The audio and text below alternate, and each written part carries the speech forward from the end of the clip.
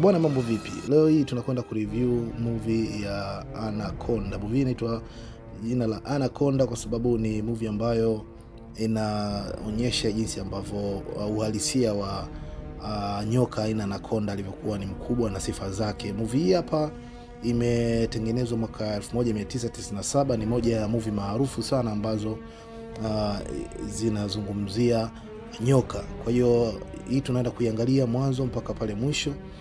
Na hapa mwanzoni unaweza kuona ambavyo wanaelezea kwamba Anaconda ni nyoka ambaye anapatikana kwenye misitu ya Amazon, na inasemekana nyoka huyu ni mkubwa sana, na wakazi wa eneo hilo wamekuwa wakimuworship, yani wanamfanya kama mungu wao. Na Anaconda ndio nyoka pekee ambaye anakula na anaweza kutapika ili aweze kula mtu mwingine, na sio kama ambavyo nyoka wengine wanafanya kwa kawaida, na anaweza kufikia mpaka urefu wa futi 40 katika hali ya kawaida. Na movie inaanza katika nchi ya Brazil ambapo master ni Ice Cube na yupo Jennifer Lopez, na kwenye misitu hii minene kabisa ambayo ndio inasifika kuwa misitu minene na mikubwa dunia nzima, na ndio pia kuna mto wa Amazon ambapo wanapatikana huyu nyoka wa style ya kipekee kabisa.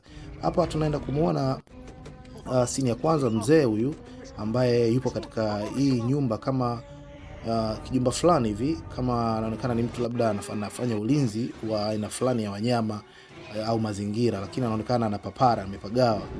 Na huyu jamaa hapa anakuwa haelewi, yani unaona, yani kama kuna purukushani fulani, ndege wanalia na yeye mwenyewe hajicho kufanya, anakimbilia kisu pale, wadudu wanalia na mzee haelewi, anaona ardhi inapasuka ghafla, anarushwa juu, ni mtikisiko wa hali ya juu ambao unatokea, naye mwenyewe mzee haelewi. Basi anapanda juu kabisa, huko kufika juu akiwa anatarajia kwamba labda kina ambacho kinatikisa hii nyumba hakitaweza kumfikia, lakini ghafla anaona ile hali inazidi kuongezeka ya mtikisiko na vurugu na wanyama kulia. Mzee anaamua kitu kimoja tu, anachoamua kufanya yeye ni tunasema ni kujimaliza. Mzee anachukua bastola na anaamua kujimaliza kwa risasi. Hapo sauti kubwa inasikika, mzee akiwa amekwenda na maji. Na kinachofuata sasa hivi hapa anaonekana mwanadada Jennifer Lopez akiwa yupo kwenye nyumba hii ya kitalii akiwa amepoa, ukiwa anajiandaa kwa ajili ya safari sasa ya kwenda kufanya documentary ambayo inahusu wanakijiji fulani au watu ambao wana worship wanyama wa porini na wakali kama Anaconda. Lakini hawa mpaka sasa hivi hawajui kama huyu mnyama ni hatari kiasi gani, na hawajui wanaenda kukabiliana na kitu gani. Kwa hiyo meli inakuja na baadhi ya timu yao, watu kutoka Ulaya na Marekani wanafika kwa ajili ya tukio la kwenda kufanya film, akiwemo mtu wa sauti, cameraman ndani ni Ice Cube, unamuona hapa mwenyewe, lakini pia yupo mtu wa sauti na timu nzima ya production wakiwa wapo tayari kwenda kwenye kufanya hiyo documentary yao. Sasa hawafahamu huko mbele watakutana na kitu gani, na kama unavyoona hapa wanafurahi, wanapongezana na hakuna tatizo lolote mpaka hivi sasa ambavyo inaonekana. Basi bwana, safari ikawa imeanza mdogo mdogo, wakaingia ziwani na kuanza sasa kwenda kutafuta hao watu ambao watafanya nao interview. Kwa hiyo kama unavyoona hapa wanaingia kwenye mto, na mto mwanzoni ni mpana, lakini wanavyozidi kwenda wanaingia kwenye sehemu nyembamba sasa, kwa sababu wao wanakijiji wanapatikana kwenye misitu minene huku, ambapo kwa kawaida lazima uingie kwenye hivi vichochoro ndio uweze kuwapata. Basi bwana, kufika huko anamuona mzee mmoja ambaye ni kama meli yake imeharibika, anaomba msaada. Kwa hiyo wanajadiliana na kuulizana kwamba je, tumsaidie au tusimsaidie. Basi wanafikia maamuzi kwamba tumsaidie, kwa sababu mzee anaonekana yupo katika hali ya hatari na kuna mvua kali na upepo mkubwa sana.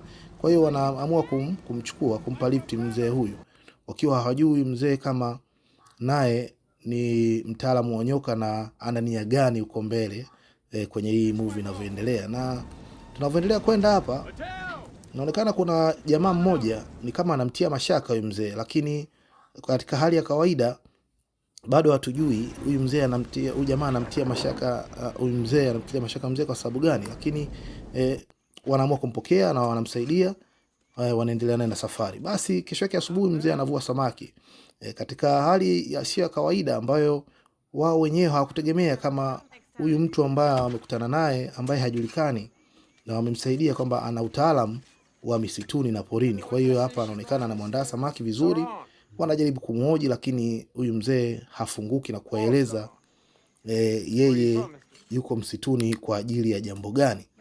Basi bwana, wakati safari inaendelea taratibu, mzee akawa anaonyesha ujuzi wa mambo fulani, lakini pia ana kauli tata. Yani anaweza tu akajibu jambo ambalo linakuacha na maswali kichwani.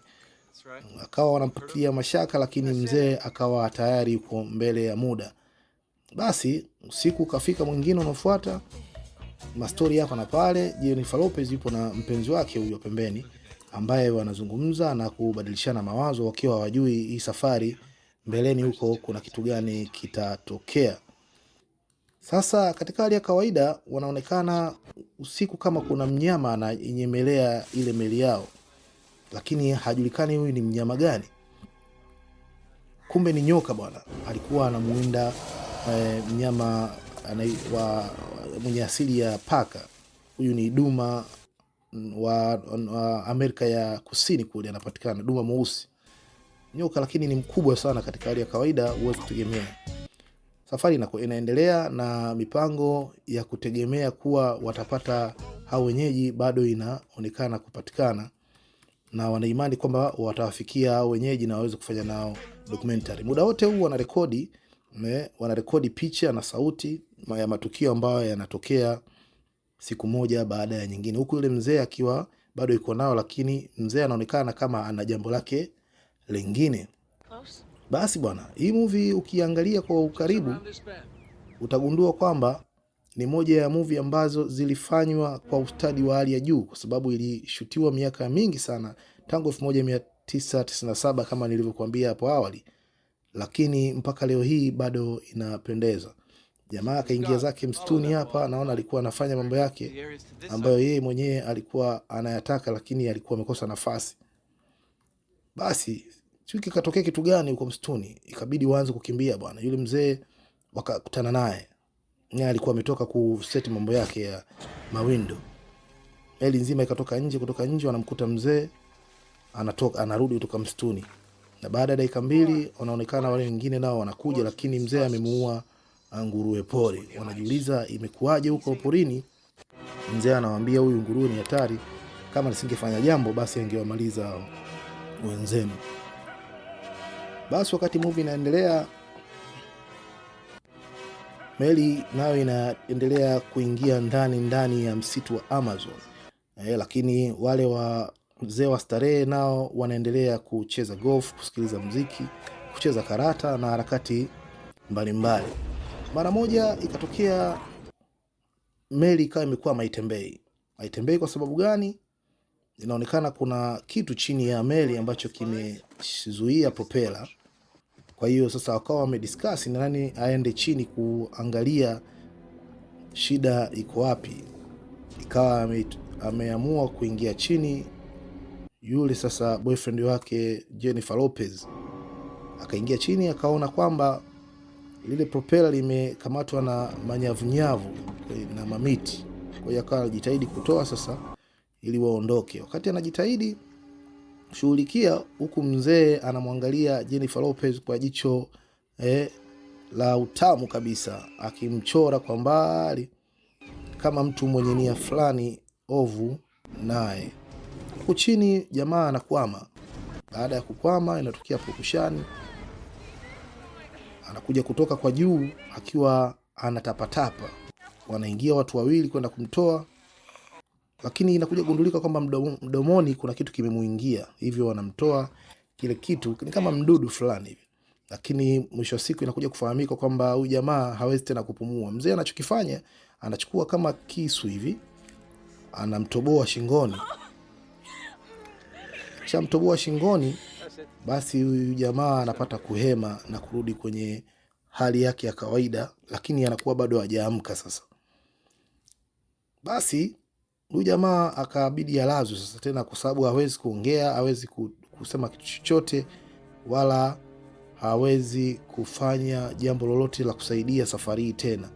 Kwa hiyo mzee akawa ndio in charge, baada ya kuonekana mzee sasa labda ana mipango mizuri na anaweza kusaidia timu kuweza kufanikisha ambacho kimewapeleka msituni.